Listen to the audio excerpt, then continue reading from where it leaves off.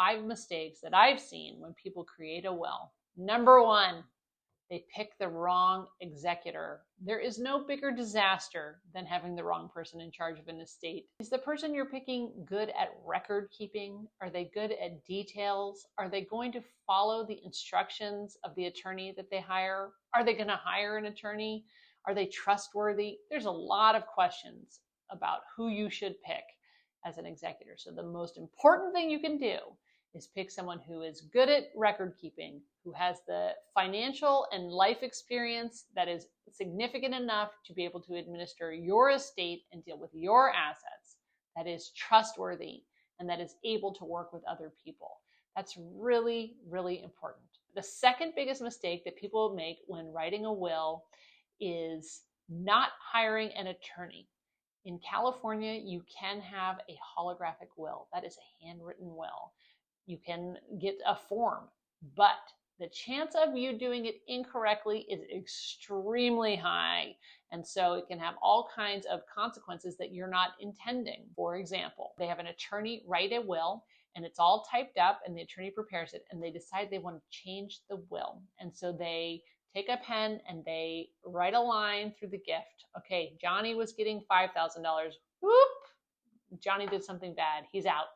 And then they write in, they handwritten in, okay, now Susie is going to get $5,000. Well, sometimes the court will find that removing Johnny's name, that worked, but adding Susie's name didn't work. And so there's a lot of statutory formalities that need to be followed when you're doing a will. The second biggest mistake is people try to just do it on their own. And my advice would be hire an attorney. If you really care about how your estate is going to be distributed after your death, hire an attorney. Third biggest mistake is that they include somebody in their will who, for lack of a better word, is toxic. The person is nasty, aggressive, and they give them some sort of gift. They give them some portion of the estate because they fear that if they don't include that person in the estate, that person will sue the estate or create problems.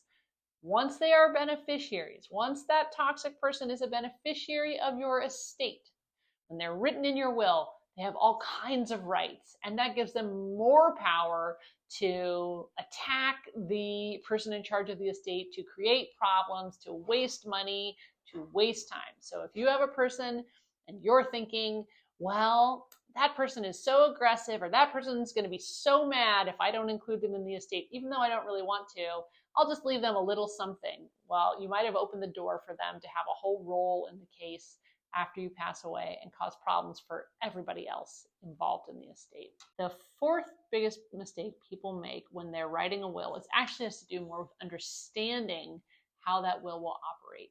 So sometimes people will write a will and they won't take into consideration the gifts that are made outside of that will. And so they'll say, I want to leave to my son $100,000. That's a gift in their will. And then they will also have a bank account outside of it's not going to be covered by the will. It has a designated beneficiary. Let's say that bank account has $100,000 on it and the designated beneficiary is the son.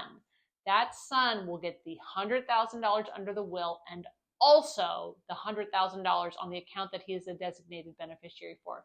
They don't cancel each other out. They don't work together in any way. Any designated beneficiary, they're going to get whatever you left them. And if you also leave them a gift in the will, then they will get that gift 2 times. So sometimes people don't understand the interplay of assets passing outside of the will and assets passing in the will, and they either give too large of a gift or they eliminate a gift by accident. So it's really important to understand what the will does and kind of what the picture of all of your assets look like taken together. The fifth mistake, and this is a big one, and it has nothing to do with writing your will. It's where you keep your will. When there is a will, people need to know about it, and they need to know about where the original will is held. I have had more cases than I can count where the person thought, who passed away, that it was a great idea to leave their will in their safe deposit box. That sounds great. It's fireproof. It's in a bank. It's hard to get to. Great idea, except for There is no person who will have legal authority to access your safe deposit box after your death except for the person who's in charge of your estate.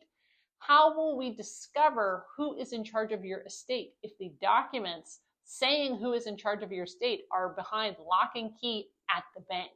And so where you keep your estate plan is really important. It does need to be somewhere safe, but if it is in a location that can only be accessed by someone who is in charge of your estate, then that creates a lot of problems. So the final consideration about your will is really where you should keep it. Hey guys, it's Attorney Amy. I hope you liked that video. For more content like this, please remember to like and subscribe and hit that notification bell. I post content weekly. If there's topics or issues you think I should cover, please let me know in the comments.